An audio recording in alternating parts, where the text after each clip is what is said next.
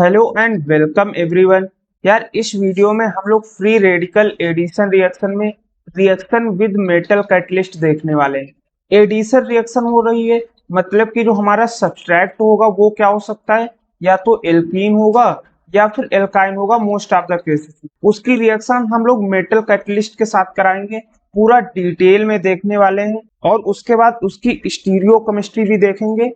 बस आपका काम क्या है कि वीडियो को लास्ट तक देखना। तो बात कर लेते हैं पहले इसके नॉर्मल रिएक्शन की। नॉर्मल रिएक्शन क्या है, मान लीजिए एल्कीन दे रखा है आपके पास, इसकी रिएक्शन किसी मेटल कैटलिस्ट के साथ कराएंगे, जैसे रीने निकिल हो गया या फिर निकिल हो गया या पीटी हो गया या फिर पीडी हो गया। इनके साथ अगर टेम्परेचर दे रखा है 500 डिग्री सेल्सियस के अराउंड, या फिर आपके पास URH हो गया, तो ये सारे मेटल कैटलिस्ट जो है हाइड्रोजनेशन के लिए यूज किए जाते हैं।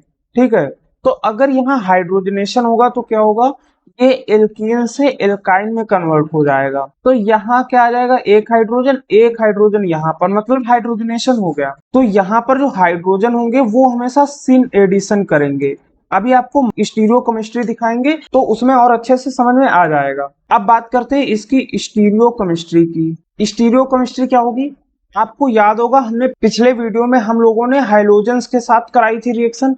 तब उसमें क्या होता था, कार एंड टाइम ट्रिक हमने बताई थी कि अगर सिस है तो एंटी एडिशन होगा और रेसमिंग मिक्सचर बनेगा, और अगर ट्रांसफॉर्म है तो यहाँ पर आपका एंटी एडिशन होगा और मीजोमर बनेगा।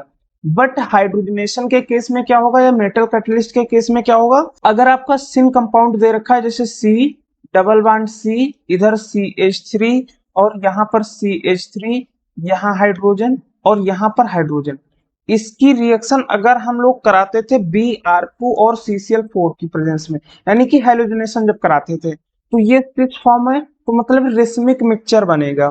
मतलब कि CH3C एंड यहाँ पर आपका Br एंड हाइड्रोजन एंड यहाँ ब्रोमीन, यहाँ हाइड्रोजन और CH3, यानी कि एंटी एडिशन होता था।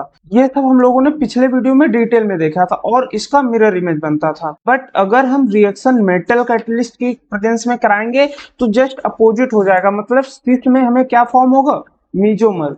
कैसे, CH3, यहाँ पर तो दोनों हाइड्रोजन ऐड होंगे ये बॉन्ड हटने के बाद, तो मतलब यहाँ क्या फॉर्म होगा, मीजोमर। मतलब CH एंड यहाँ हाइड्रोजन और CH3, ये क्या है, मीजोमर है, क्योंकि इसमें आपस में ही प्लेन ऑफ सिमेट्री है। अब बात कर लेते हैं ट्रांसफॉर्म की। जैसे आपके पास यहाँ दे रखा है C double bond P CH3, यहाँ पर हाइड्रोजन, यहाँ CH3 एंड यहाँ पर हाइड्रोजन। इसकी रिएक्शन जब हम Br2 और CCl4 के साथ कराते थे तो ये ट्रांसफॉर्म है, यानी इसमें मीजोमर बनता था। मतलब CH3 ब्रोमीन, इधर हाइड्रोजन और इधर ब्रोमीन, यहाँ हाइड्रोजन और CH3, और इसकी मिरर इमेज बनती थी। बट अगर इसकी रिएक्शन हम लोग मेटल कैटलिस्ट के साथ कराएंगे तो इसमें क्या फॉर्म होगा, रेसमिक मिक्सचर। मतलब हमने बोला था ट्रिक के अपोजिट होगा। इसमें रेसमिक मिक्सचर बनता था Br2 के केस में, और ट्रांस के केस में क्या बनता था, मीजोमर। तो इसमें उल्टा होगा, इसमें क्या होगा, सिस के केस में मीजोमर बनेगा और सिस एडिशन होगा, और ट्रांस के केस में रेसमिक मिक्सचर होगा और एडिशन हमेशा सिन एडिशन होगा। तो यहाँ पर अगर बात करें तो क्या होगा, इसको अगर हम T मान लें तो ज्यादा बेटर तरीके से आपको समझ में आएगा। तो यहाँ क्या होगा, CH3, एक साइड हाइड्रोजन दूसरी तरफ T, दूसरी तरफ हाइड्रोजन T एंड CH3, और इसका मिरर इमेज, यानी कि क्या फॉर्म होगा, रेशमिक मिक्सचर। अब इन दोनों को याद रखिएगा। अब जैसे यहाँ पर आपको कुछ एग्जांपल दे रखे, हमने बताया एल्काइन के केस में भी रिएक्शन हो सकती है। तो एल्काइन के केस में पहले रिएक्शन क्या होगी, CH डबल बॉन्ड CH, यहाँ हाइड्रोजन आएगा यहाँ, फिर अगली बार निकिल की प्रेजेंस में रिएक्शन होगी तब क्या होगा, CH and single bond CH, यहाँ पर हाइड्रोजन, यहाँ हाइड्रोजन और ऊपर दो हाइड्रोजन, तो ये किस में कन्वर्ट हो जाएगा, एल्केन में। सेम एज बेंजीन के केस में होगा, ये एक एरोमेटिक कंपाउंड है, फिर भी निकिल इतना ज्यादा हाइड्रोजनेस कैटलिस्ट होता है कि ये इसको भी नॉर्मल एल्केन के फॉर्म में कन्वर्ट कर देगा।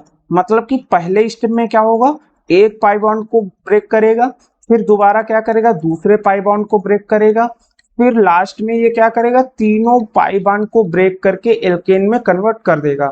सेम एज इस केस में होगा, यहाँ पर भी लास्ट में क्या बचेगा, OH और ये साइक्लोहेक्सेन। एक और बहुत अच्छा एग्जांपल है, अगर आपके पास 2 बेंजीन रिंग दे दी जाए और इसकी रिएक्शन अगर निकेल के साथ कराएंगे तो एक एरोमेटिक रिंग जो होगी वो नॉर्मल हेक्सेन में कन्वर्ट हो जाएगी और उसके अगले स्टेप में फिर से दूसरी वाली भी नॉर्मल हेक्सेन में कन्वर्ट हो जाएगी। ठीक है, तो अगर यार वीडियो आपको अच्छा लगा, चीजें समझ में आई, तो चैनल को सब्सक्राइब और वीडियो को लाइक जरूर कीजिएगा। Thank you.